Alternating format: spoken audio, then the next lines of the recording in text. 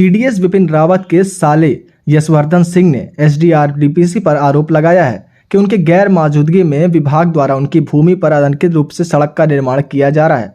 उन्होंने social media पर post share किया है जिसमें उल्लेखनीय है कि वे अपनी और उनकी पत्नी सीडीएस विपिन रावत और मधुलिका रावत के अंतिम संस्कार में शामिल होने दिल्ली गए हुए थे। इस दौरान एमडीआरडीसी द्वारा बिना भूमि अधिग्रहण के सड़क का निर्माण किया गया। यशवर्धन का आरोप है कि उनकी जमीन पर समाधि स्थल को हटा दिया गया और गैर कानूनी तरीके से हरे वृक्षों को काटा जा रहा है। दरअसल एसपीडीआरडीसी द्वारा NH 43 के लिए यशवर्धन सिंह की भूमि का अधिग्रहण किया गया है, जिसकी मुआवजा राशि वर्ष 2015 में किया जा चुका है।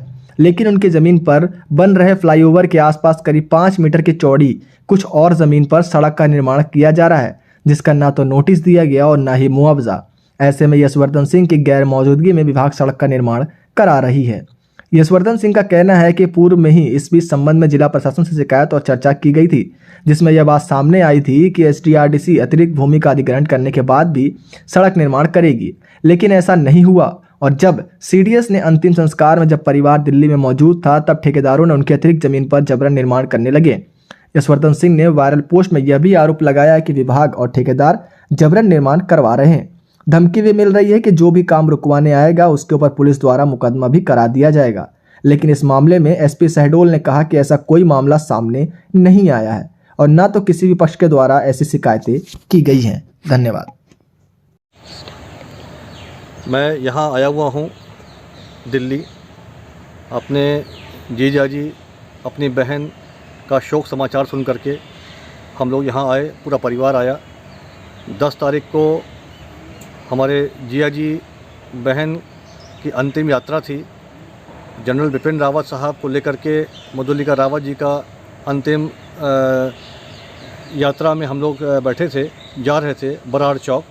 अचानक एक फ़ोन आया हमारे पास।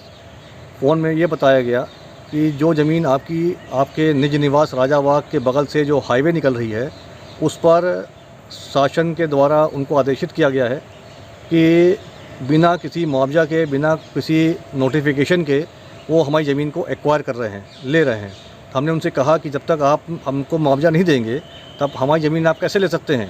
तो उन्होंने कहा, साहब हम लोग को आदेशित हुआ है कि वहाँ पर आप तुरंत जो है रोड का काम चालू करें, और अगर आपके द्वारा या आपके किसी भी प्रतिनिधि के द्वारा अगर काम में बाधा उत्पन्न किया जाता है तो स्थानीय सोहागपुर के थानेदार साहब को आदेशित कर दिया गया है कि वो आपके या आपके प्रतिनिधियों के ऊपर तत्काल कार्रवाई भी कर सकते हैं।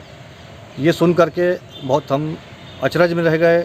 इस दुख की घड़ी में जब हमारे जीजा जी, हमारी बहन इस दुनिया में नहीं रह गए, हमारे ऊपर का आशीर्वाद नहीं रह गया, इस ऐसी घड़ी में क्या ज़रूरत थी, क्या जल्दी थी शासन को, प्रशासन को बिना मुआवजा दिए, बिना कुछ किए, जब वो जानते हैं कि मैं यहाँ पे हूँ, सीडीएस हाउस में हूँ, मैं दिल्ली में हूँ, तो इस वक्त का क्या फ़ायदा उनको मिलेगा, क्या उनको लाभ मिलेगा। इस कारण से मैंने आज अपने फेसबुक में केवल न्याय की दरकार लिखी है।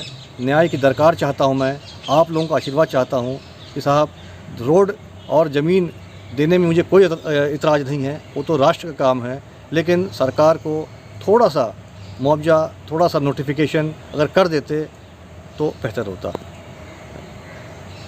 उन्होंने जो आरोप लगाए हैं वो ये लगाए हैं कि बिना भूमि का अधिग्रहण किए हुए उनकी समाधि स्थल को तोड़ा जा रहा है और रोड का निर्माण किया जा रहा है।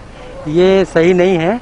आप देख सकते हैं ये जहाँ पर ये समाधि स्थल है, ये हम VUP बना रहे हैं, इसके बीच में है और इस ज़मीन का अधिग्रहण किया जा चुका है।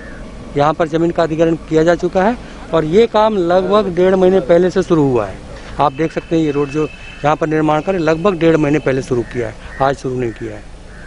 चाहिए इनकी क्या भूमि खसरे नंबर थे और कब इनका अधिग्रहण किया गया और कब मुआवजा वितरण किया गया? एग्जैक्ट खसरा नंबर तो नहीं बता पाऊंगा, पर ये जरूर मैं बता रहा हूँ कि ये जो स्थल है जहाँ पर इनकी समाधि स्थल है, इस जमीन का अधिग्रहण हो गया है। जहाँ पर ये काम चल रहा है इधर भी अधिग्रहण हो गया है। थोड़ा सा ये उस साइड आप देखेंगे, मतलब हमारे रोड के लेफ्ट साइड पे वहाँ पर कुछ ज़मीन इनकी आती है, उसकी अधिग्रहण की प्रक्रिया चालू है। उसका 3A का नोटिफिकेशन किया जा चुका है, आगे प्रक्रिया चल रही है। तो इसके बावजूद इनके द्वारा जो सोशल मीडिया में इस तरीके से पोस्ट किया गया है, तो इस पर आप क्या कहेंगे?